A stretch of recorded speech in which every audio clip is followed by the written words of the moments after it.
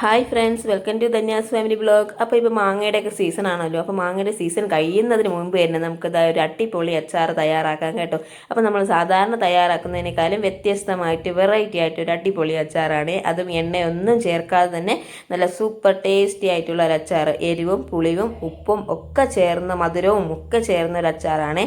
അപ്പോൾ മസ്റ്റായിട്ടും ട്രൈ ചെയ്ത് നോക്കണം. ഫീഡ്ബാക്ക് കമൻസ് ആയിട്ട് അറിയിക്കണം കേട്ടോ. അപ്പോൾ നമ്മൾ സാധാരണ തയ്യാറാക്കുന്നതിനേക്കാളും വ്യത്യസ്തമായിട്ടുള്ള ഒരു അച്ചാറാണ്.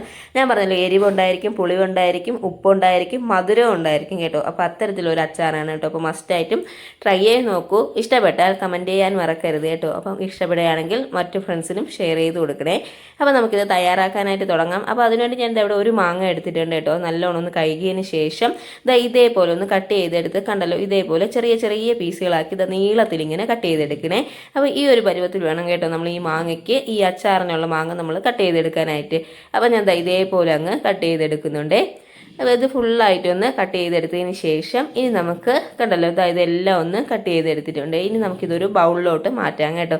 അപ്പോൾ ബൗളിലേക്ക് മാറ്റിയിട്ടുണ്ട്. ഇനി ഇതിലേക്ക് നമുക്ക് ആവശ്യത്തിനുള്ള ഉപ്പിട്ട് കൊടുക്കാം കേട്ടോ. അപ്പം ആവശ്യത്തിനുള്ള ഉപ്പ് ഇതിലോട്ട് അങ്ങ് ഇട്ട് കൊടുക്കാമേ. ഉപ്പിട്ട് കൊടുത്തിട്ടുണ്ട്. ഇനി ഇതിലേക്ക് നമുക്ക് ആവശ്യത്തിനുള്ള മുളക് പൊടിയും കൂടെ ഇട്ട് കൊടുക്കാം കേട്ടോ. അപ്പോൾ ഞാൻ ഇവിടെ 1 ടീസ്പൂണോളം കാശ്മീരി ചില്ലി പൗഡറാണ് ആഡ് ചെയ്യുന്നത്. ഇനി നിങ്ങൾ ആഡ് ചെയ്യുന്നത് എരിവുള്ള മുളക് പൊടിയാണെങ്കിൽ ഒരു 1/2 ടീസ്പൂൺ ഇട്ടതിന് ശേഷം 1/2 ടീസ്പൂൺ കാശ്മീരിയും കൂടെ ഇട്ട് വിടുമ്പോൾ നല്ല ടേസ്റ്റ് ആയിരിക്കും കേട്ടോ. അപ്പോൾ അത് ഇട്ട് കൊടുത്തിട്ടുണ്ട്. ഇനി ഇതിലേക്ക് ഒരു 1/4 ടീസ്പൂൺ മഞ്ഞൾപ്പൊടിയും കൂടി ഇട്ടതിന് ശേഷം നല്ലോണം അങ്ങ് മിക്സ് ചെയ്ത് കൊടുക്കാം. ഈ ഒരു മിക്സ് നമ്മൾ അറിയാതെ അങ്ങ് കഴിച്ചു പോകും, പക്ഷേ എടുത്ത് കഴിക്കരുത് കേട്ടോ, നമുക്ക് അച്ചാറിടാനുള്ളതാണേ. അപ്പോൾ നല്ലോണം ഒന്ന് മിക്സ് ചെയ്ത് കൊടുക്കണേ. നല്ലോണം ഒന്ന് മിക്സ് ചെയ്ത് കുറച്ച് നേരം ഇത് വയ്ക്കുമ്പോഴത്തേക്കും ഇതിൽ നിന്ന് തന്നെ അത്യാവശ്യം വെള്ളമൊക്കെ ഒന്ന് ഇറങ്ങി വരും കേട്ടോ. അപ്പോൾ നമുക്കിതങ്ങ് നല്ലോണം ഒന്ന് മിക്സ് ചെയ്ത് മാറ്റി വയ്ക്കാം കേട്ടോ.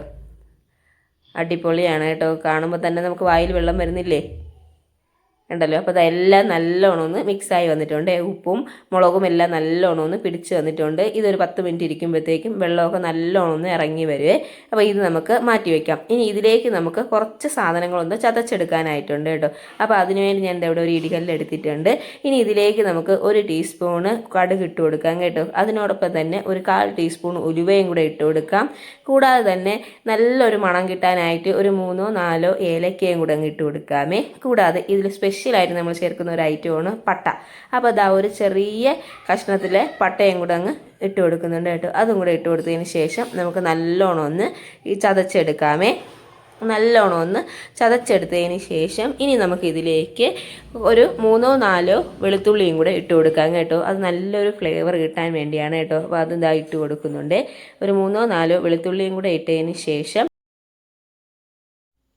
അപ്പോൾ അതെല്ലാം കൂടെ ചേർത്ത് നല്ലോണം അങ്ങ് ചതച്ചെടുക്കാമേ. അപ്പോൾ അതിവിടെ റെഡി ആയിട്ടുണ്ട്. ഇനി തയ്യാറാക്കാനായിട്ട് നമുക്കിവിടെ ഒരു പാത്രം വയ്ക്കാം. അതിലേക്ക് നമുക്കൊരു 1/4 കപ്പ് ശർക്കര പൊടി ഇട്ട് കൊടുക്കാം കേട്ടോ.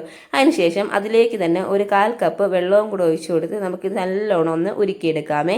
ശർക്കര പാനി ഒന്ന് റെഡിയായതിന് ശേഷം അതിലേക്ക് നമ്മൾ അത് ചതച്ച് വെച്ചിട്ടുള്ള ആ ചതച്ചെടുത്ത ഐറ്റംസ് ഉണ്ടല്ലോ, അത് നമുക്ക് ഇതിലോട്ട് അങ്ങ് ചേർത്ത് കൊടുക്കാം കേട്ടോ.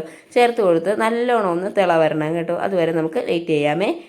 വളരെ പെട്ടെന്ന് തന്നെ ചെയ്യാം. പെട്ടെന്ന് തന്നെ കണ്ടല്ലോ, ശർക്കര പൊടി ആയതുകൊണ്ട് തന്നെ അത് പെട്ടെന്ന് തന്നെ ഉരുകി കിട്ടും കേട്ടോ. അപ്പോൾ ശർക്കര പാനി ഇവിടെ റെഡി ആയിട്ടുണ്ട്. അതിലേക്ക് നമ്മൾ ചതച്ച് വെച്ചിട്ടുള്ളതെല്ലാം കൂടെ ഇട്ട് കൊടുക്കുന്നുണ്ട്.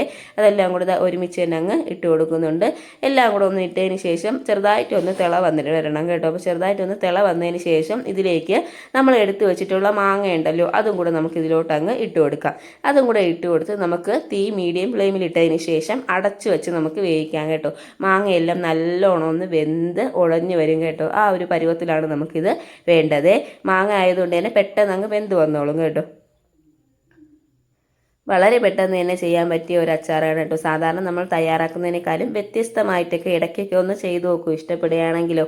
അപ്പം അതേപോലെ മാങ്ങ എല്ലാം കൂടെ അതിലോട്ട് അങ്ങ് ഇട്ട് കൊടുക്കുന്നുണ്ട്. ഇട്ട് കൊടുത്തതിന് ശേഷം നല്ലോണം ഒന്ന് മിക്സ് ചെയ്ത് കൊടുക്കാം കേട്ടോ. നല്ലോണം ഒന്ന് മിക്സ് ചെയ്ത് കൊടുത്തതിന് ശേഷം നമുക്കിത് അടച്ച് വയ്ക്കാം. അടച്ച് വെച്ചതിന് ശേഷം തീ മീഡിയം ഫ്ലെയിമിൽ ഇട്ട് കൊടുക്കുക കേട്ടോ. ഇടയ്ക്കിടയ്ക്ക് ഒന്ന് തുറന്ന് ഇളക്കി കൊടുക്കണേ. ഇളക്കി കൊടുത്തതിന് ശേഷം മാങ്ങ എല്ലാം നല്ലോണം ഒന്ന് വെന്ത് ഉടഞ്ഞു വരണം കേട്ടോ. ആ ഒരു പരുവത്തിലാകുന്നത് വരെ നമ്മളിതൊന്ന് ഇളക്കി കൊടുക്കണേ. ഇതെല്ലാം നല്ലോണം ഒന്ന് മിക്സ് ചെയ്ത് കൊടുക്കാം. മിക്സ് ചെയ്തതിന് ശേഷം നമുക്കിത് അടച്ച് വെച്ച് വേവിക്കാം കേട്ടോ. ഞാൻ പറഞ്ഞല്ലോ ഇടയ്ക്കിടയ്ക്ക് ഒന്ന് ഇളക്കി അതൊന്ന് മിക്സ് ചെയ്ത് കൊടുക്കണം കേട്ടോ. മിക്സ് ചെയ്ത് കൊടുത്ത് അതൊന്ന് ചതച്ച് കൊടുക്കണേ. അപ്പോൾ മാങ്ങ ആയതുകൊണ്ട് തന്നെ പെട്ടെന്ന് വെന്ത് കിട്ടിക്കോളും കേട്ടോ. അപ്പോൾ കണ്ടല്ലോ, അപ്പോൾ ഇതാ ശർക്കര പാനിയെല്ലാം നല്ലോണം അങ്ങ് വറ്റി മാങ്ങയെല്ലാം നല്ലോണം വെന്ത് ഉടഞ്ഞ് വന്നിട്ടുണ്ട് കേട്ടോ. അപ്പോൾ ഈ ഒരു പരുവത്തിന് നമുക്കിവിടെ റെഡിയായി കിട്ടിയിട്ടുണ്ട്. അപ്പോൾ ഇത്രയും മതി കേട്ടോ. ഇനി ഇതിലേക്ക് നമുക്ക് ലാസ്റ്റായിട്ട് ഫ്രഷ് ആയിട്ടുള്ള കുറച്ച് കറിവേപ്പിലയും കൂടെ അങ്ങ് ഇട്ട് കൊടുക്കാമേ. അപ്പോൾ ഇത്രയും മതി. നല്ലൊരു അടിപൊളി വെറൈറ്റി ആയിട്ടുള്ളൊരു മാങ്ങാച്ചാറ് റെഡി ആയിട്ടുണ്ട് കേട്ടോ. എരിവും പുളിയും ഉപ്പും ഒക്കെ ചേർന്ന മധുരവും ഒക്കെ ചേർന്ന ഒരു അച്ചാറാണ്. മസ്റ്റായിട്ടും ട്രൈ ചെയ്ത് നോക്കണം. സാധാരണ നമ്മൾ തയ്യാറാക്കുന്നതിനേക്കാളും ഉറപ്പായിട്ടും വ്യത്യസ്തമായിട്ടുള്ള ഒരു അച്ചാറാണ് കേട്ടോ. അപ്പോൾ തയ്യാറാക്കി നോക്കൂ, ഫീഡ്ബാക്ക് അറിയിക്കൂ. ഇതുപോലെ തന്നെ നല്ല സിമ്പിളായിട്ടും വെറൈറ്റി ആയിട്ടുള്ള ഒരുപാട് റെസിപ്പീസ് എൻ്റെ ചാനലിൽ ഞാൻ അപ്ലോഡ് ചെയ്തിട്ടുണ്ട് കേട്ടോ. അപ്പോൾ അതെല്ലാം ഒന്ന് കയറി കണ്ട് ചാനൽ സപ്പോർട്ട് ചെയ്യാനും ഇഷ്ടപ്പെട്ടാൽ ഫ്രണ്ട്സിന് ഷെയർ ചെയ്ത് കൊടുക്കാനും ഫീഡ്ബാക്ക് കമൻസായിട്ട് അറിയിക്കാനും മറക്കരുതേ. അപ്പോൾ ഞാൻ ഇവിടെ ആ ഫ്ലെയിം ഓഫ് ചെയ്തിട്ടുണ്ടായിരുന്നു കേട്ടോ. ഫ്ലെയിം ഓഫ് ചെയ്തതിന് ശേഷം ഒരു പാത്രത്തിലോട്ട് അങ്ങ് മാറ്റുന്നുണ്ട്. നല്ല ചൂടായിട്ടാണ് കേട്ടോ ഇരിക്കുന്നത്. ഇനി നമുക്ക് ജസ്റ്റ് ഒന്ന് ടേസ്റ്റ് ചെയ്ത് നോക്കാം. സൂപ്പറാണ് കേട്ടോ, അടിപൊളിയാണ്. അത്യാവശ്യം മധുരമുണ്ട്, എരിവുണ്ട്, പുളിയുണ്ട്, ഉപ്പുണ്ട്, എല്ലാം ഉണ്ട് കേട്ടോ. അപ്പം മാങ്ങയിൽ അത്യാവശ്യം പുളി ഉള്ളതുകൊണ്ട് തന്നെ നമ്മൾ എക്സ്ട്രാ പുളിയൊന്നും ചേർക്കേണ്ട ആവശ്യമില്ലല്ലോ. അപ്പോൾ ഇതെല്ലാം കൂടി ചേർന്ന് ഒരു അടിപൊളി അച്ചാർ ഇവിടെ റെഡി ആയിട്ടുണ്ട്.